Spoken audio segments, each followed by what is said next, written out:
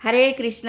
దుర్యోధనుడు పాతాళ లోకానికి వెళ్తాడుగా. అక్కడ రాక్షసులందరూ దుర్యోధనుడిని చూసి, దుర్యోధన నువ్వు చనిపోతావేంటి, నువ్వు బతికుంటేనే కదా మేము యుద్ధం చేసి గెలవగలము అని చెప్తారనమాట. చెప్పంగానే దుర్యోధనుడు అంటాడు, నేను బతికుంటానికి, నేను చనిపోవడానికి, మీరు యుద్ధం చేసి గెలవడానికి ఏమైనా సంబంధం ఉందా అని అంటాడనమాట. అనగానే అప్పుడు మాట్లాడతారు శుక్రాచార్యులు వారు, దుర్యోధన నువ్వు పాండవులను గెలవాలనుకుంటున్నావు, అది సాధ్యం కాదు. పాండవులు ఎవరు అనుకుంటున్నావు, అందరి దేవతల యొక్క మన్మంతరాల్లో నుంచి పుట్టిన వాళ్ళు. ద్రౌపది కూడా అంతే, అందరు సచీదేవుల నుంచి వచ్చినామా, వీళ్ళందరినీ గెలవలేవు, నీ తరపున మేము యుద్ధం చేస్తాము అని చెప్తారు. నువ్వు బతికుండాలి అని చెప్తారనమాట. ఆల్రెడీ కృష్ణుడు, పోతన, బకాసురుడు, జరాసంధుడు, శిశుపాలుడు వీళ్ళందరినీ చంపేశాడు. ఏకలవ్యుడు పెద్ద పెద్ద రాక్షసులందరినీ చంపించేశాడు. ఇంకా మిగిలింది కొందరు మాత్రమే. వాళ్ళ తరపున, నీ తరపున మేము యుద్ధం చేసి గెలవాలి, నువ్వు చనిపోకూడదు అని చెప్తారనమాట. నువ్వు అందరికన్నా ఉత్తముడివి, అధమోత్తముడివి, నువ్వు చాలా గొప్పవాడవని వాళ్ళు చెప్తారనమాట దుర్యోధనుడికి. ఇంకా చూడు, వాళ్ళందరూ చెప్పంగానే దుర్యోధనుడు అంటాడు, ఆహా నేను ఇంత గొప్పవాడినా, నేను కారణ జన్ముడినా, అయితే వీళ్ళందరూ నా మీద ఆధారపడి ఉన్నారనమాట. అయితే పైల లోకానికి, కింద పాతాళ లోకానికి నేనే రాజుని, అనవసరంగా చనిపోదాం అనుకున్నానే అనుకుంటాడు. వినటానికి ఎంత బాగుందో అనుకుంటాడు దుర్యోధనుడు.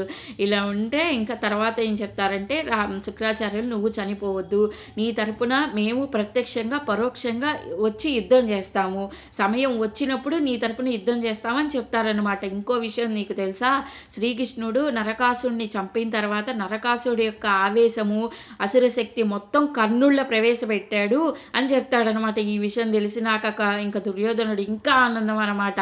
ఎందుకంటే తన ప్రాణ స్నేహితుడికి ఇవన్నీ అసురశక్తులు వచ్చినాయి అని చెప్పారు కదా. చెప్పంగానే ఇంకేంటనుకున్నా, ఆహా యుద్ధం చేయొచ్చు అయితే పాండవుల మీద అని డిసైడ్ అవుతాడనమాట. ఇంకప్పుడు వాళ్ళందరూ చెప్తారు, రాక్షసులు నువ్వు అస్తినికి వెళ్ళు, హాయిగా ఉండు ప్రశాంతంగా, సమయం వచ్చినప్పుడు నీ తరపున యుద్ధం చేసి గెలుస్తాము, అప్పుడు చేస్తామని వస్తామని చెప్తారనమాట. ఇంకా పైకి వెళ్తాడు కదా, కళ్ళు తెరిచి చూస్తాడనమాట. కళ్ళు తెరిచి చూడంగానే అది కళ నిజమా అర్థం కాదు దుర్యోధనుడికి. తర్వాత కొంచెం సేపు ఆలోచించుకున్నాక కళ కాదు నిజమే అని ఆలోచిస్తాడు. అయితే నేను కారణ జన్ముడిని, నేను అనవసరంగా చచ్చిపోదాం అనుకున్నాను, చనిపోకూడదని డిసైడ్ అవుతాడు. బయటికి వెళ్ళి ఇంకేం చేస్తాడు, ముగ్గురిని బయటికి తోసేస్తాడు కదా, కర్ణుడు శకుని దుశ్శాసనుని తోసాడుగా. వాళ్ళందరితో చెప్తాడు, నేను చనిపోదాం అనుకున్నాను కానీ నేను చనిపోను, మనం వెళ్ళిపోదాం అస్తినికి అని చెప్తాడు. అప్పుడు వాళ్ళందరూ ఆశ్చర్యపోతారు, ఇప్పుడే కదా చనిపోతానన్నాడు, మళ్ళీ ఏమైందో అనుకుంటారు. ఇంకా జరిగింది అది. తర్వాత అస్తినికి వెళ్ళినాక ఏం జరుగుతుందో నెక్స్ట్ వీడియోలో చెప్తాను. హరే కృష్ణ.